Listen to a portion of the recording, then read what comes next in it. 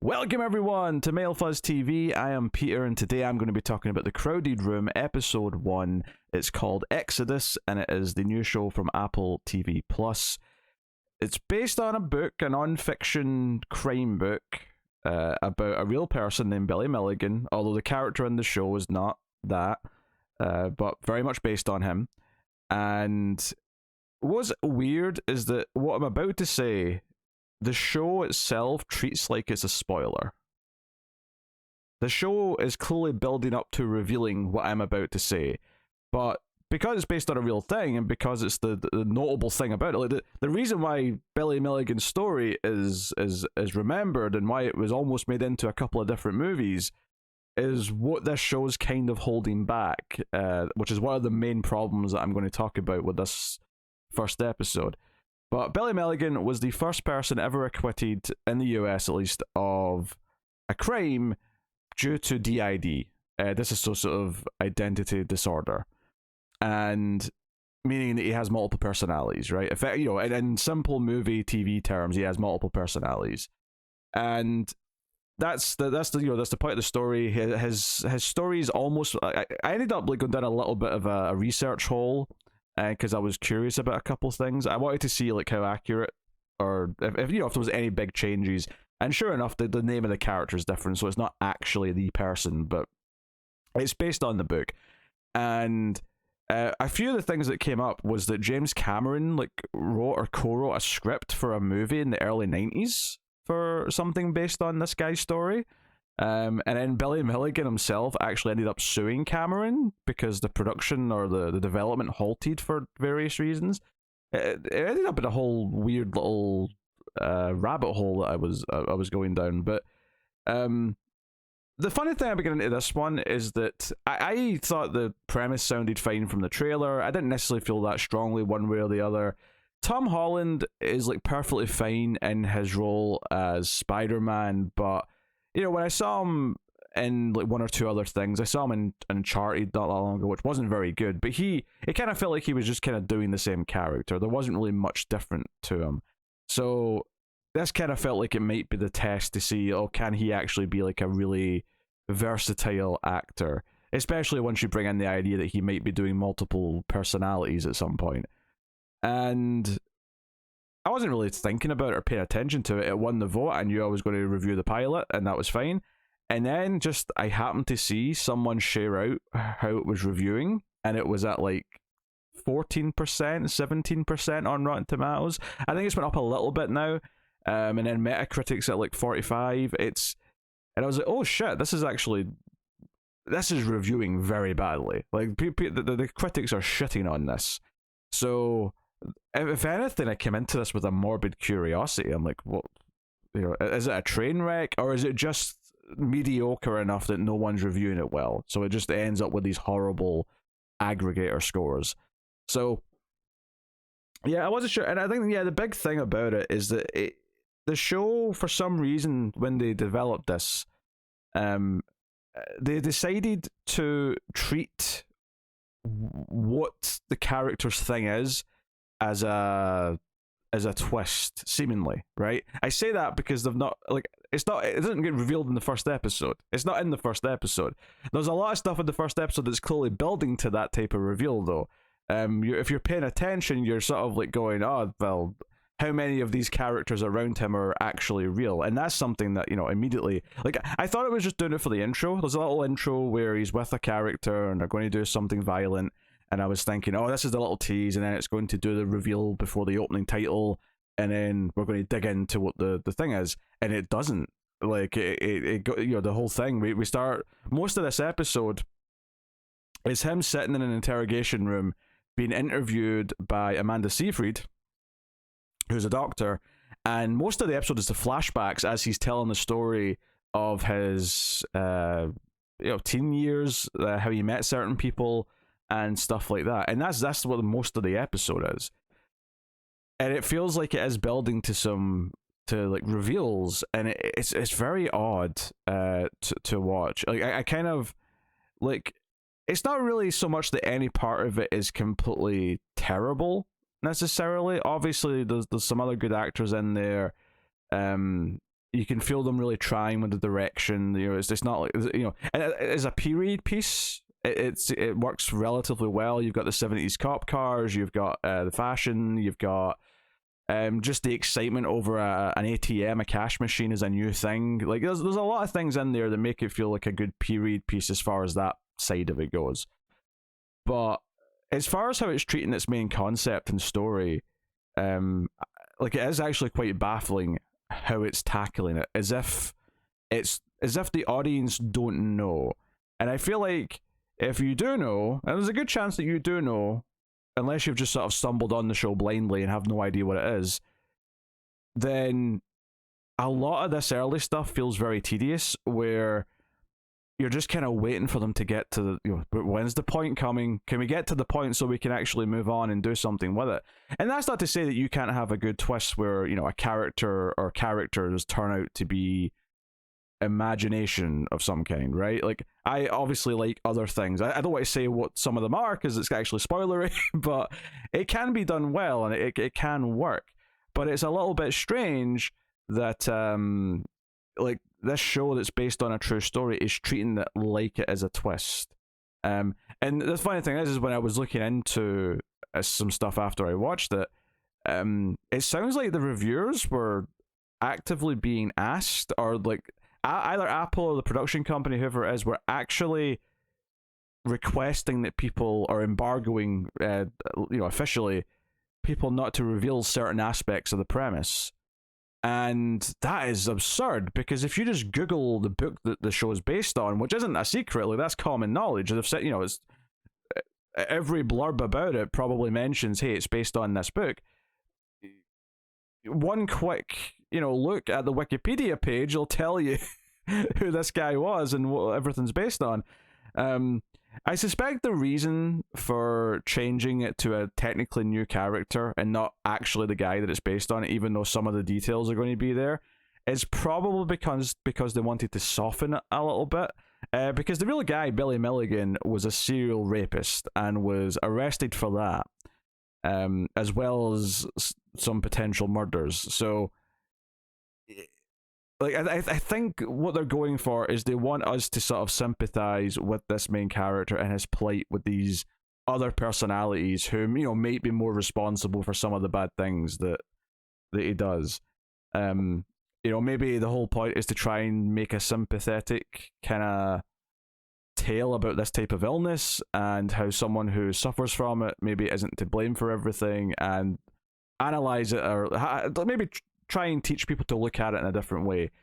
I think what's weird about that, I'm conflicted. I think it's a little bit weird to, if you're going to try and make that point that someone can do horrific things from an illness like this, but then sugarcoat like how bad the things were to try and like help your point, it feels disingenuous. So there's that problem with it, by like sort of taking out some of the more unpleasant things. And then alternatively, I don't know, like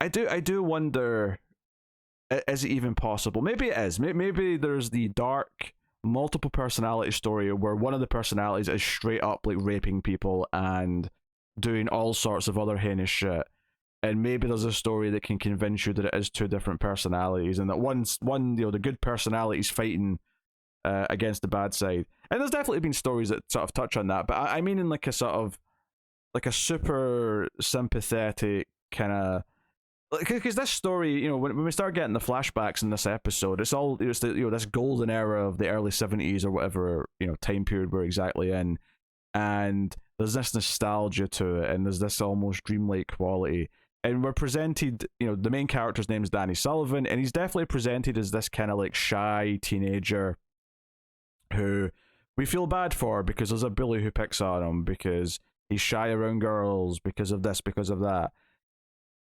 And I think my feeling, and this goes along with the decision to try and hold back his mental illness as a twist, I feel like if you're tackling a subject that's largely based on a real person, and especially if you're claiming to actually trying to say something about how we treat people with this condition, or how we think about people with this condition, then it's strange to me to present it in a way where it feels like you care more about the gimmicks of telling the story than you do about actually presenting a fleshed out, real character that you can grow sympathetic for, maybe despite bad things that they've done. You know, it feels like this is more concerned with having the Hollywood shock and awe and the generic tropes and twists of a character like this and a story like this. Right down to the short like premise of the show, the logline, which I saw both on Wikipedia and IMDb. If I can just go to the main page here for a second, this is the description that they have got for this show. In Manhattan in the summer of 1979, a young man is arrested for a shocking crime, and an unlikely investigator must solve the mystery behind it before the true criminal strikes again. That is the most generic, nothing description that you could possibly give this. I'm not sure why they are hiding what the actual hook of the show should be and would be, but for some reason we're doing the song and dance of we're not going to know what's going on until later. And I don't know when. Like, the first 3 episodes I think went out on Friday. It's Monday, time of recording this. So I don't know if it gets to that reveal by the time we get to episode 3. I'm never going to find out. I don't want to watch any more of this. Like, if that's not clear, I didn't like this very much. I think it's very trite, and it's trying to pull on heartstrings. The story of the episode, which is a lot of it is in these flashbacks, is just kind of ho-hum. It's the story of a teenager being shy to ask a girl out, and then going through some antics to try and feel like he can. And, you know, I guess that's the only spoiler I could really give here. So spoilers is, you know, ultimately the girl, despite having a nice day with him, ends up turning him down and, you know, leaves him in a bad place. And that's basically the episode. And the only thing I think you've really got to go on as you're watching this is trying to, like, you know, how many of these characters aren't real? How many are in his head? Because that's all I was thinking for some of those scenes. And it does those things where I'm like, oh, this is how they switch person. Like, you know, like how it's like 2 or 3 characters and only one of them's talking at a time. So you know that this is when he's switching to this other personality or back and forth.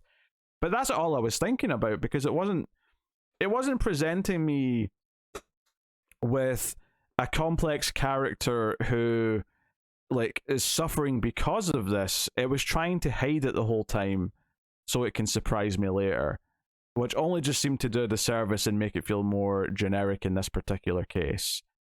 Amanda Seyfried, like, her part, I mean, maybe she's got more to do later, but right now she's just sitting there asking questions, and the character really has nothing to do in this first episode. She's kind of, you know, she could be anyone. It doesn't matter that it's Amanda Seyfried. You could have plugged in anyone into this role, which is not to discredit her. It's just to discredit the role and how much it has to do in this first episode. And then, you know, I think the pain of, like, knowing exactly where a lot of it's going to go, especially since the episode ends on a question. You know, it ends on like what's supposed to be a hook for the next episode, but it's still doing it under this pretense that we have no idea what's really going on, and it's such a baffling decision. And I think if you remove that out of it, let's say you take away the fact that we know, like, some of the true story, you know, even if you just know the broad stroke of who the person was, let's say you remove that. Let's say you remove the fact that we know that they're softening who the real person was to make a more sympathetic character. And all of these are valid criticisms, but let's say you just, you know, you don't know what this is, you sit down to watch it in a vacuum. It doesn't really get anywhere in this episode. You know, the episode starts with Danny getting arrested in New York, and he's taken to Rikers, I think it is, and then the rest of the episode is Amanda Seyfried sitting asking him questions, and then most of it is really in the flashbacks. It's him as a teenager dealing with an angry stepfather who doesn't like him very much, the struggling, overworked mother who's just kind of like not getting involved, and then the typical high school stuff that I've already kind of touched on. And that's pretty much it. And on its own, I don't think there's a lot of compelling things there. Everything because it presents this. So I'll give full spoiler warning for the first episode, just so I don't have to feel like I need to talk around anything here. So the entire like mystery right now, for the perspective of the investigator, and therefore kind of the audience, is that she keeps asking about this girl he was with at the start. What, you know, when he was arrested, he was with another character, and she was the one saying you have to shoot this guy, and she's the one that picks up the gun and shoots him, and then she runs off. And he's claiming that he was with her, and then he was staying at this place with this older guy. They were boarding with this older guy. And, you know, I think it's quite clear both of these people are just in his head, right? They're not real. But the entire episode is her asking, you know, when did you meet these characters? And that's kind of what the story that he's telling is, because it ends with them meeting them at the end, all the teenage stuff. But throughout, it's all like, you know, who are they? Where are they? She keeps asking, where is the girl? And he keeps saying, I don't know. And at the end of the episode, she says, oh, like, all these, you know, they're not the only people around you that have seemingly disappeared. And the episode ends in him saying, wait, what are you suggesting? Or, you know, maybe slightly different phrasing. But that was basically what it ended on. It cut to black on that. Like she's, you know, it almost plays like she's implying that you've killed a bunch of people. And I actually don't know right now. I actually have no idea if Amanda Seyfried's character, like, has a guess that these people aren't real and that's what she's prodding at, or is she actually like thinking there's missing people that they can't find that he's talking about. I just, like, I wanted it to be the former, because that definitely would make her feel smarter. It would make more sense as well that they've went and looked at where he was living, and he's saying, oh no, I was living here with these two other people, and there's probably no evidence that there was more people there or something like that. But that's what the mystery is hinging on right now in terms of the plot itself. It's that, where did these people you claim you were with, where have they gone? We can't find them. And, you know, and I enjoy stories with characters with multiple personalities. There's some that I can't say because they're spoilers. But one of my favorite TV shows of all time features that as an element, and it's an interesting exploration of that type of character and how the other personalities are coping mechanisms for certain things. And I guess this is kind of like hitting on that a little bit by having a tougher friend or whatever that can stick up for him when he's being bullied, or, you know, something like that. They've got a little bit of that there, don't get me wrong. And then you've got stuff like even Crazy Jane in Doom Patrol, which has the whole, like, she has all these like 50-something personalities down in the Underground Railroad in her mind, and they come up and take the train, as it were, to drive the body. Like, there's definitely other good examples of this type of story, of this type of character. But I think the difference with a lot of these other ones is that even if it is going to be a twist and we're not talking about it yet, the rest of what it has to offer is already compelling, right?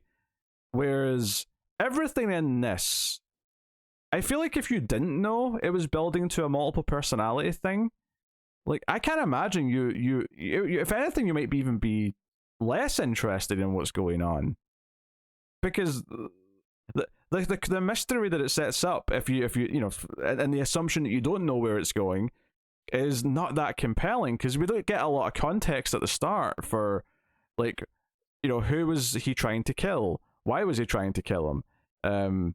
These people were working with him, then why? Like, you know, we spend most of the episode doing the teenage, like, kind of sympathetic, you know, isn't he an awkward kid? Like, let's root for him kind of plot. That by the time it gets back to the end and she's like, where have all these other people that you've known disappeared to? Like, we've not spent enough time with him in present day to really, like, care or grasp with any of the context of the present day stuff, because it's all been the backstory. And then there's nothing wrong with a framing device where you set something up in the first 5-10 minutes, and then most of it is the flashback telling the story. If anything, you know, given the time period, you know, it's easy to think of Mindhunter, and like some of the best episodes of that were when they were sitting talking to the killers and talking about who they were and their motivations. And if that's how you look at this really falls short. Like, if you compare this to one of the interviews of the serial killers in Mindhunter, this is laughably under-equipped. And it's not that it has to compare to that necessarily. I'm not saying it's trying to do the same thing, but almost every single angle I can look at this first episode and compare it to anything that's doing a similar thing. Whether it's the personality thing, whether it's the interviewing the serial killer thing, whether it's doing the teenage awkward coming of age thing, all of them feel very generic and undercooked. On top of like any of the baffling decisions of how to like structure this and conceal certain parts of the story for the audience. What would a good comparison be? I don't know. Okay, this is a stupid comparison, but it'd almost be like if you made a movie about Apollo 11 and said, "Oh, don't reveal that they actually make it to the moon." Like, and obviously that is a bit more well known than this guy, but like that's kind of like the sort of absurdity that it feels like that they're playing this like we don't know.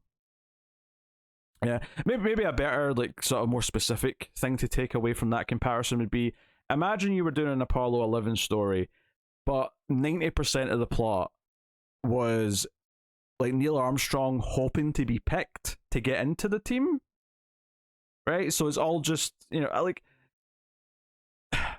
I don't know. It feels like the focus is kind of all over the place, and it feels very awards baity. If I was describing the feeling of it overall, it feels like one of those movies where they've got an all-star cast and they've got a really sort of sensitive subject and they think it'll get them a bunch of Oscars.